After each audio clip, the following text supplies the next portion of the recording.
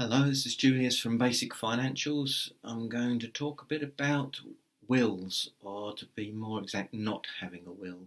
Now, if you die without having made a will, then you are regarded as dying intestate, and the rules of intestacy come into play. There are quite complicated situations, as you can imagine, if there are no civil partner, no children, no grandchildren, and etc., etc.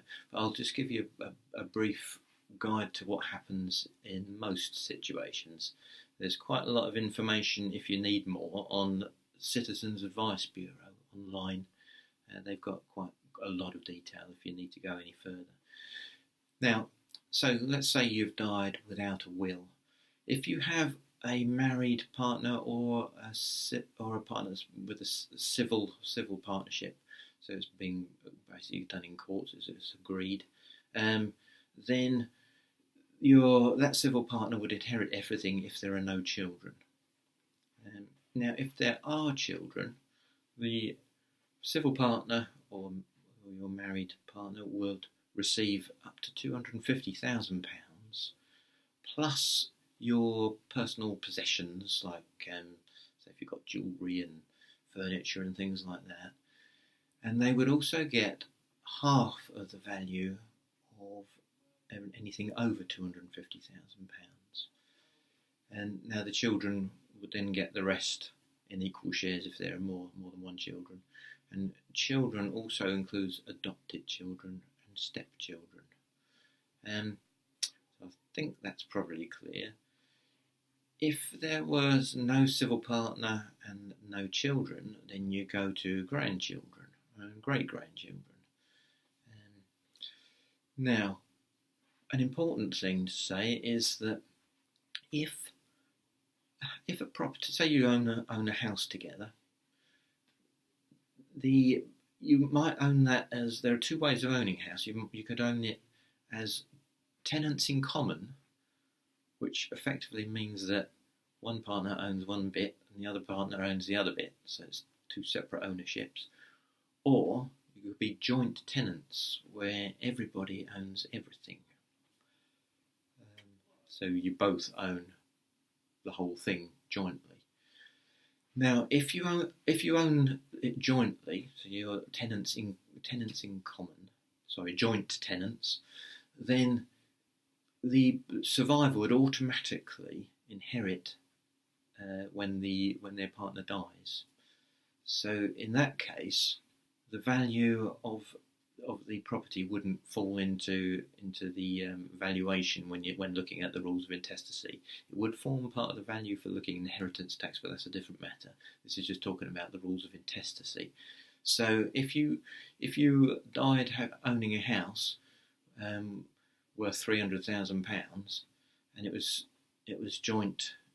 owned jointly as joint tenants, then that would totally fall outside. You wouldn't be 250,000 and the other 50,000 goes to the children after taking half off. It would be just totally outside of it. So the partner would just inherit everything. Now, that also applies if you've got joint bank accounts. That wouldn't form part of the value when looking at that £250,000 and the rest of the estate.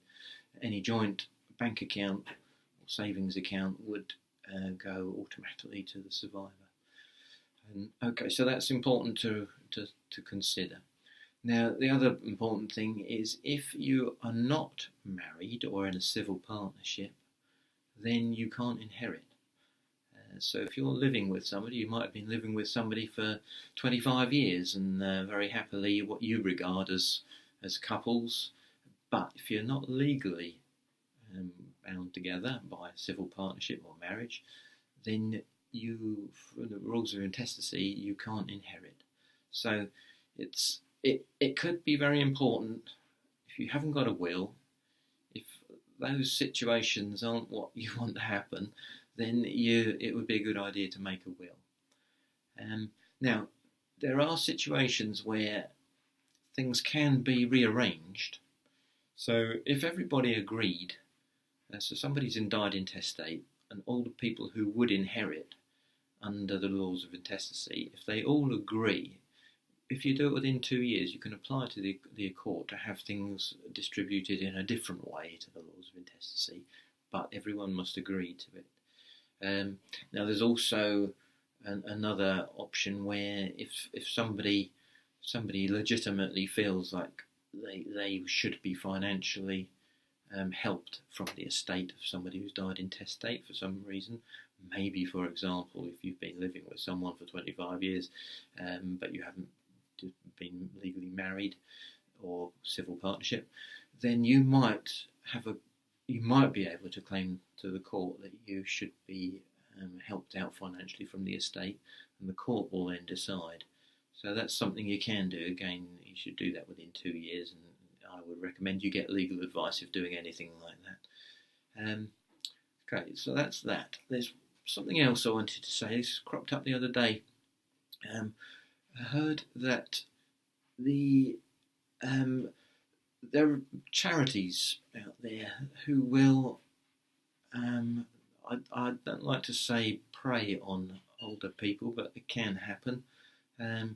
If they discover that somebody hasn't got a will, often they might be phoning you up, or phoning your elderly parent up, for example. Or even if you have got a will, they might be suggesting that you change the will and incorporate a gift to that charity in the will. Now, you need to be very careful. The charities will probably offer to write a will for you, draft it free of charge, and of course they'll put their gift in there as well. Now, I came across an example where somebody recently their mother died, and they've discovered that in the mother's will there was a 20% gift to a charity, and that was 20% of the full value of the estate. And this charity seemed to know what possessions the mother had. They got pictures of things. They knew items that should be included, and they kept on phoning up the son to say, "What do you think? When are we going to get our money? Don't forget to include this in the value of your estate." Now, that sounds to me like the mother was probably pressurised. I don't know that for sure. Maybe she was quite willing to give away 20% of the value of her estate, but you could see how she might not have been. So, watch out for that. Either as you get older, if you get a call, or if you've got elderly parents who might be susceptible to it. Not a very nice thing. I think I'll leave it at that. As usual, like and subscribe, and if you've got any comments or you want me to talk about anything, then let me know. Thanks for listening.